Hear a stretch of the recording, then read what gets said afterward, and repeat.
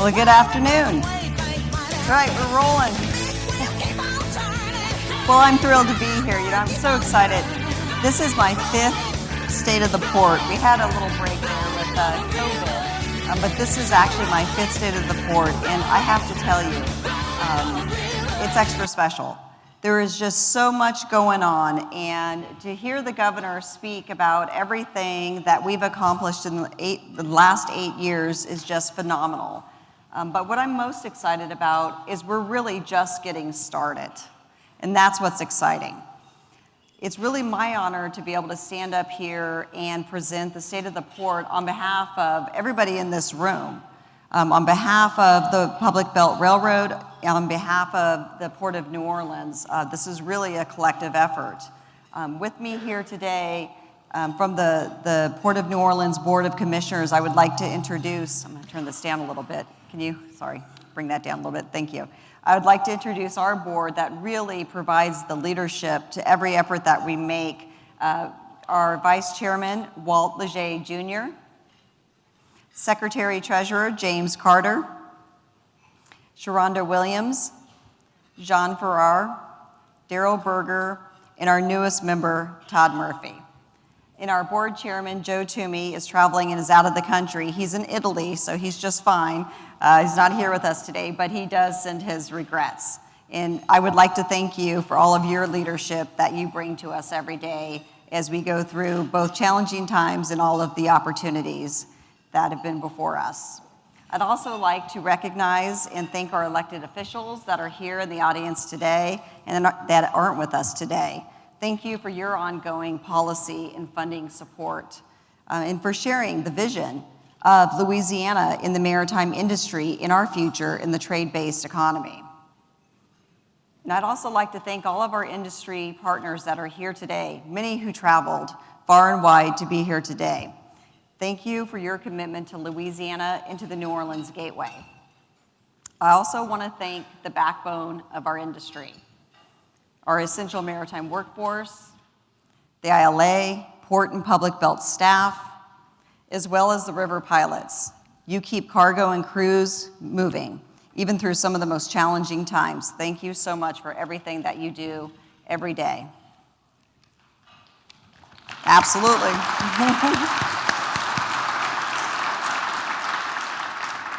And I also want to thank our community and business leaders for always showing up and always being there and continuing to engage on all of our efforts. And a special thank you to Governor John Bel Edwards for being here today. He really, truly has been a champion of international trade for our state. And just on a personal note, I met the newly elected governor at one of his very first speeches. It was probably one of his first speeches. It was the New Orleans Chamber of Commerce. That happened to be my first week here in New Orleans. So our 10 years kind of began at the same time. But in that speech, he highlighted and he prioritized the importance of Louisiana's ports and the economic impact that ports could have in Louisiana's future. And at that time, it also began a transition for us here at the Port of New Orleans, led by my new administration. We were charting our own future as an organization with a new master plan. A future that, frankly, was going to require us to reinvest in an aging infrastructure, diversifying our business lines, and meeting the demands of a rapidly changing maritime market, both today and in the future. And this, in addition to unforeseen challenges that the entire industry has faced in the last 5 years.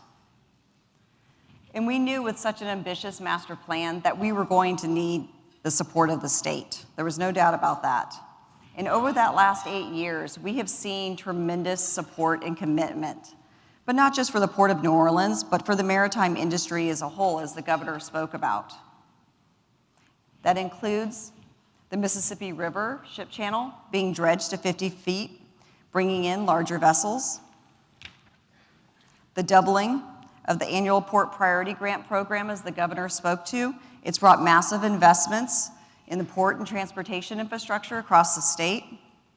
It also includes strategic policies to enhance collaboration across Louisiana ports that, working together and combined, we can make up the largest complex in the world, and the historic public-private partnership to develop the $1.8 billion Louisiana International Terminal, LIT.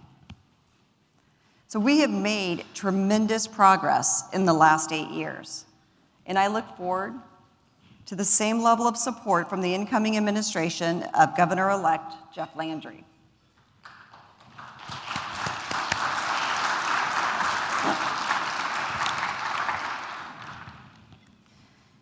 You know, it's not common knowledge, but Port Nola has the largest public footprint of Louisiana's ports. We have over 24 berths, 20 million square feet of cargo handling areas, 2 cruise terminals, and 2,500 acres of industrial real estate. And maintaining those facilities take a lot of dedicated funds, diligent management, and years of planning. And it's an awesome task. It's a necessary task, but it has paid off. In the last 5 years alone, we have invested more than $300 million in capital projects. That includes the $140 million investment in the Napoleon Container Terminal that brought the 4 new ship-to-shore gantry cranes and expanded our annual terminal capacity to over 1 million TEUs per year.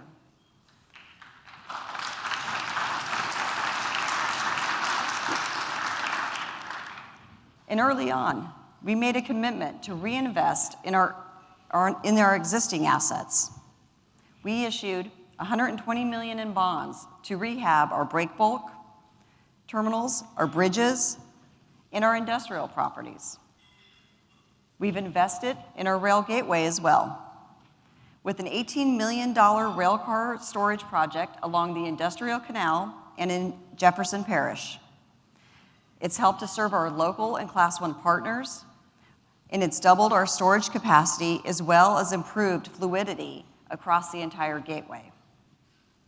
And last year, Lineage Logistics completed a $42 million expansion, doubling the capacity of their Jordan Road cold storage facility in New Orleans East. That facility supports nearly 300 poultry producers spanning 11 parishes across this state. And as we speak, crews are working on a $25 million paving project at Nashville and Napoleon terminals, which will ensure that we can support efficiently containers, break bulk, and project cargo for decades to come at our uptown facilities.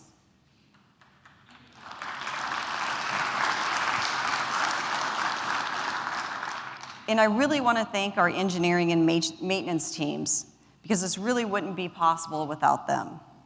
They work very hard every day to ensure that our infrastructure is up to par. But I should also mention our operators and our workers who have worked and been alongside for this journey, working around active construction sites, because cargo, cruise, and rail continue to operate during all of these capital projects and in the aftermath of hurricane and storm recovery. So thank you for your patience and your shared vision of a more modern and more efficient Port Nola. Now, as the governor talked about, the river, of course, it's why we are all here. But so too is the rail.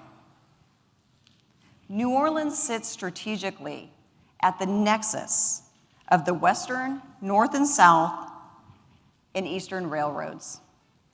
So our distinct importance as an American rail gateway cannot be overstated. And today, Port Nola remains the only deepwater port directly connected to 6 Class I railroads. That's right.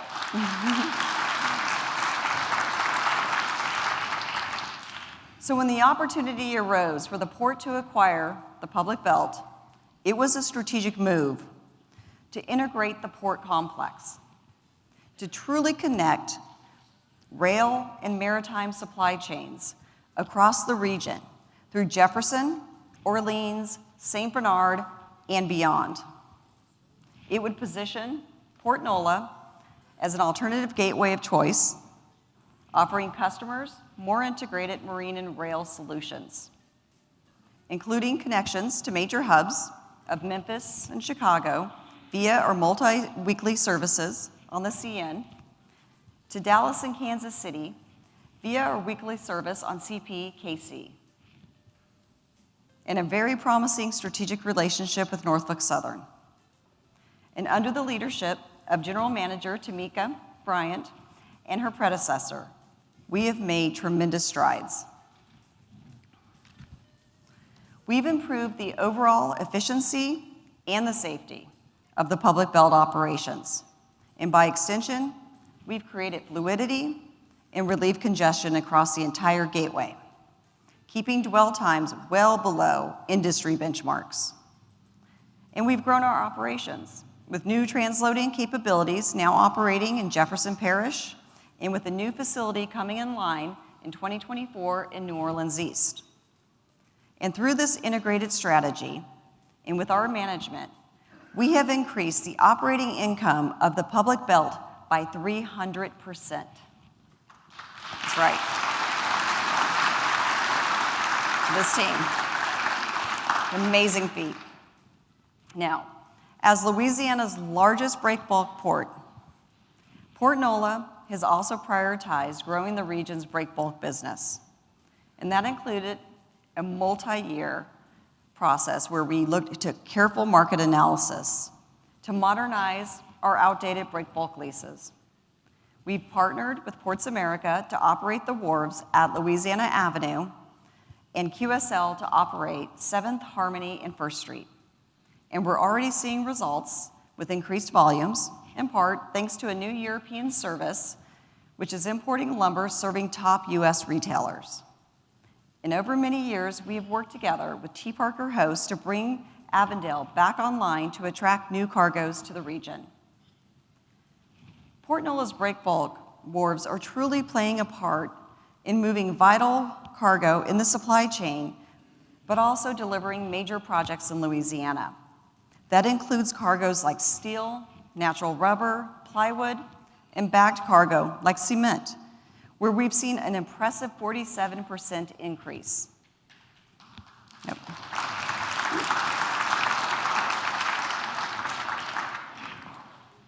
But we've also seen a significant increase in project cargo, including construction components used in the development of the $21 billion Venture Global LNG project in Plaquemines Parish.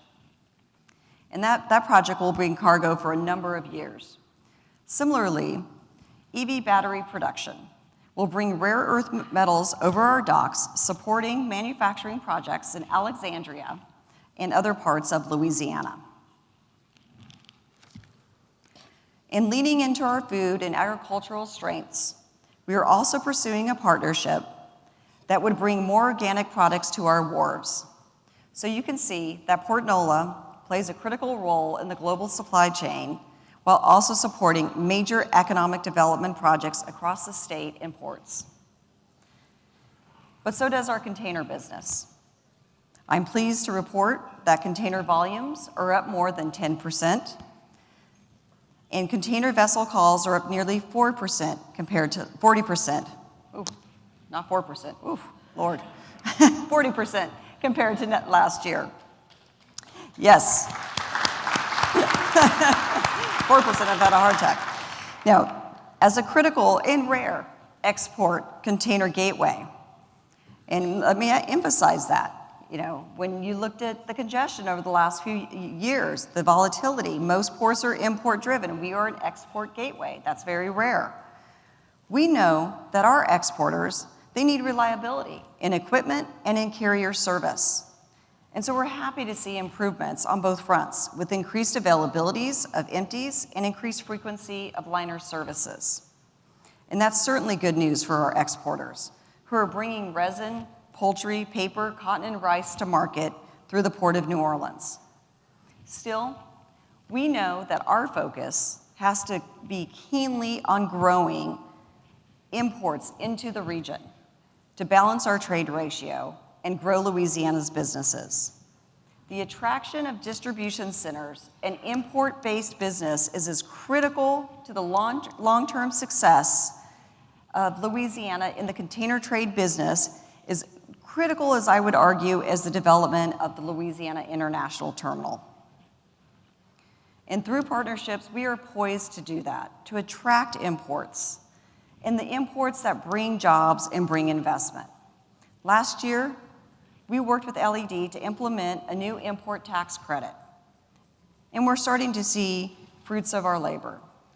New distribution and fulfillment centers, including Medline and Amazon, are coming online in Louisiana, as well as development of a number of business parks. And I'm pleased to share that Agile Cold Storage has announced it will be building a new facility in the Port Nola region, driven by our strong export poultry business.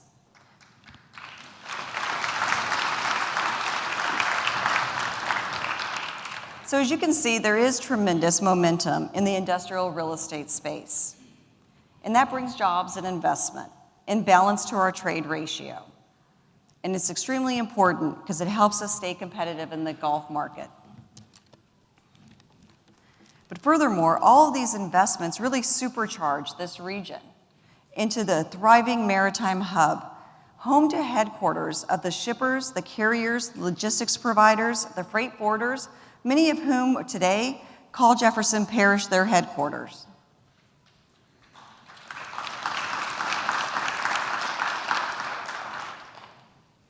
But perhaps the greatest pandemic comeback story is our cruise operations. Our cruise business, as you know, is a vital economic engine that contributes to the local tourism and hospitality industry. So I'm pleased to report that cruise is back, and it's better than ever. In fact, we set new records this year, including a new monthly passenger record this March. That topped the previous record, which was set in February 2020, just before the global pandemic.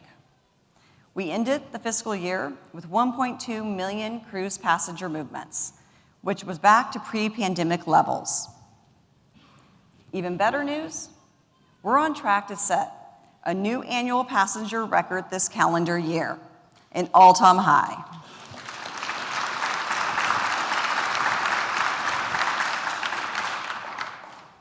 Our cruise line partners continue to see confidence in the Louisiana cruise market and moving through Port of New Orleans. So I'm excited to announce that Royal Caribbean will be returning with a new vessel, the Brilliance of the Seas, in November of 2024. We've also inked a deal with Carnival for another 5 years for 2 year-round vessels. Norwegian Cruise Lines will continue for another 5 years with our largest home-ported vessel, the Breakaway. And Disney Cruise Lines will set its sail again in January. And this is all in addition to our river cruising that continues to grow with 9 home-ported vessels, including America's first Viking cruise that began sailing last year. A huge thank you to our cruise lines and to our hospitality partners, including New Orleans & Company. Together, we truly make cruising out of New Orleans 2 vacations in 1. So as you can see, we're doing all right, both individually and combined. Port Nola's business lines, they're strong. And with strategic growth and intentional business administration, we have delivered a 70% increase in the port's operating income since my tenure began.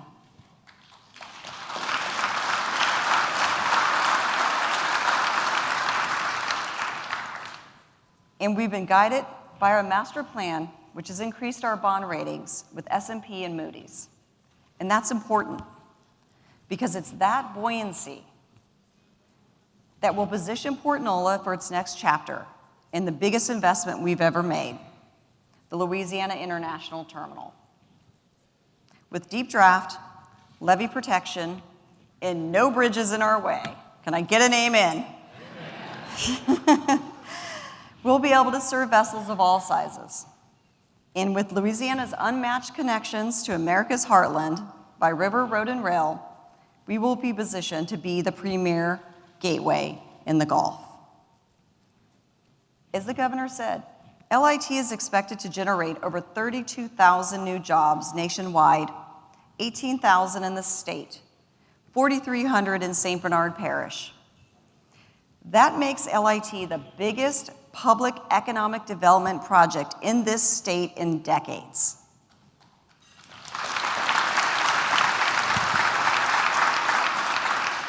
And the good news is that we're on track to break ground in 2025 with the first berth opening in 2028. And combined with the Napoleon Avenue Container Terminal in New Orleans, we'll have a true strategic port complex, meeting the needs of the market for decades to come. But we would not be here if it was not for the support of our state leaders and our industry partners. Last year, the governor, he announced a historic public-private partnership with Ports America and TIL, bringing $800 million in private dollars to the project. And Louisiana lawmakers have already provided nearly $30 million towards early development cost. But that's on top of $50 million committed for the design of the St. Bernard Transportation Corridor that will connect the terminal to the interstate system and will deliver a road that has been envisioned for years by St. Bernard leaders and residents. And over the last year, we released a new terminal design that keeps St. Bernard Highway close to its current location, separates neighborhoods from the terminal, provides on-site drainage, and accommodates a riverside bike trail. And we will fund the construction of a new school and a park in the community. And that is thanks to the input from 2 community advisory councils and from residents across the parish that have visited our community office and attended our many open houses. And we will continue working with the community and with the residents in Violet and in Greater St. Bernard to design a project that provides opportunity and protects the quality of life. Now, the port and our partners are also making significant investments in sustainability at the new terminal. Building a terminal from the ground up, it's daunting, but it also means that we can incorporate the latest green technologies to minimize the environmental footprint to the greatest extent possible. The terminal will have the ability to provide shore power, which allows the vessels to connect to electricity on dock and to turn their diesel engines off, which can cut emissions by up to 98%.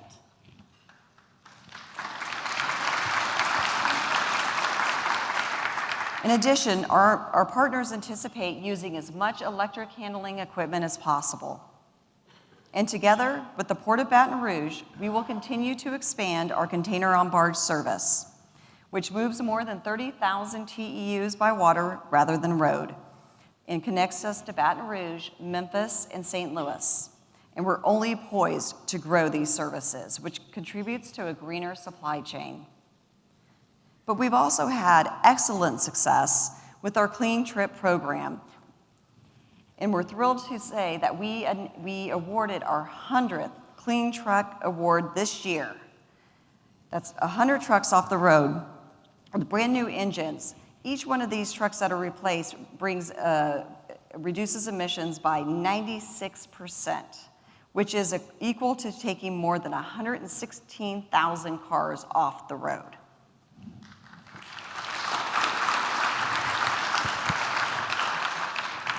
And as a Green Marine certified port, we truly are committed to greening the supply chain now and into the future. But what it really comes down to is our people. Our success is driven by and for the people of our industry and our state. I really want to give kudos to our human resources team, who work hard every day to make us a true employer of choice. You know, early on, we set a goal to attract and invest in a high-performing and diverse workforce. And we are making really important progress, with people of color making up over 48% of new hires in the last 5 years. And women and people of color making up 61% of leadership positions.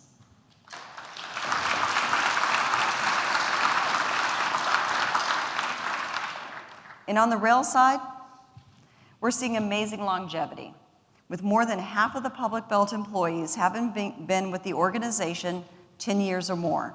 And that's bucking the trend in the rail industry. And the recruitment efforts of Harbor Police Department are also paying off. Led by our stellar chief, Melanie Montrell, we're modernizing HPD, offering careers protecting international commerce and serving our community. Thank you, Chief.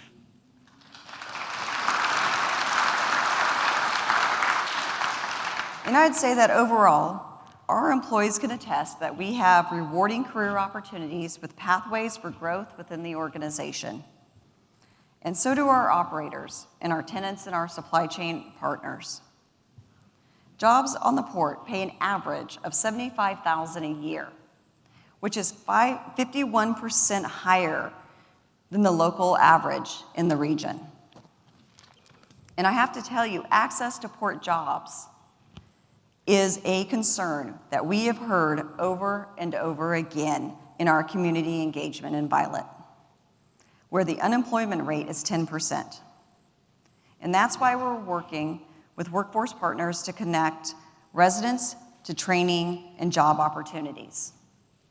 Thank you to the ILA, to NAACP of St. Bernard, Urban League of Louisiana, Nunez and Delgado College, and the City of New Orleans and Riverworks Discovery, and others.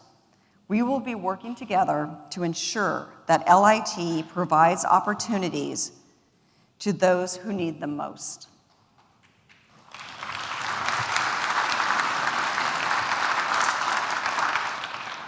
And that's true for local businesses too. And I'm proud to report that we have spent nearly $20 million last fiscal year with small and disadvantaged businesses. That makes up 15% of our annual spend, because small businesses are the mainstay of local communities. And I'd like to thank the Port's procurement team and our board for making that a priority, especially as we continue to prioritize economic inclusion, which is an essential part of our role as a regional port. So as I think back over the last 8 years, in all of the work that we have done collectively to grow this gateway, there are two pillars that are constant: diversification and transformation. Diversity in our lines of business, in our partners, and in our leaders. Transforming our organization, but also our outlook. These are the tenets of the master plan, and they will guide us into new territory. Downriver, certainly, but also upriver. In Jefferson Parish, in Baton Rouge, in northern Louisiana, and all the way through America's heartland. Across the river, driving development on the West Bank, and connecting east and west trade routes. And all of this through collaboration and with a true strategic port complex. Nothing worthwhile ever comes easy, I can attest. But nothing this transformative to an economy, to a state, can come easy. But every decision along the way has been made strategically and aligned to a vision. A vision that the greater New Orleans Gateway will once again dominate. And you can clap on that.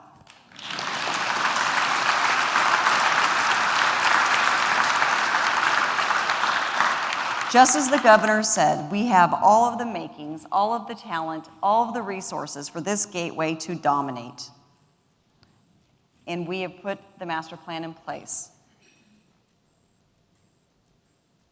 But we can only do that together, working together, because truly a rising tide can lift all boats. And that together and only together, we will bring benefits to all ports, to all parishes, and all people of Louisiana. So I thank you for your partnership and your shared vision. Let's continue to deliver Louisiana's future. God bless.